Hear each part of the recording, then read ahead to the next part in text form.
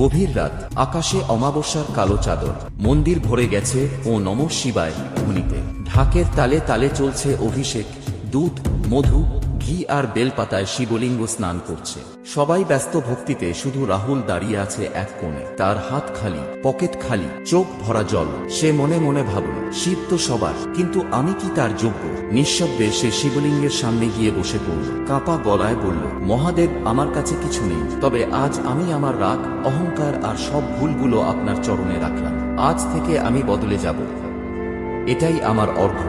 হঠাৎ মন্দিরের ঘণ্টা নিজে থেকেই বাজতে শুরু করল। এক ঝড় বাতাস এসে তার চোখের জল শুকিয়ে দিল। ভোলেনাথ ধূপ দুধে নন, থাকেন হৃদয়ের গভীরে। ভোরের আলো ফুটতেই তার মনটা একেবারে শান্ত, কারণ সে জানল শিবকে খুশি করার সবচেয়ে বড় উপায় হল নিজের ভিতরের অন্ধকার দূর করা। সত্য, সংযম আর সৎ প্রতিজ্ঞাই ভোলেনাথের প্রিয় পূজা। শিব নীরব, কিন্তু তিনি সব অনুভব করেন। শুধু ভক্তিটা হতে হবে নিঃস্বার্থ।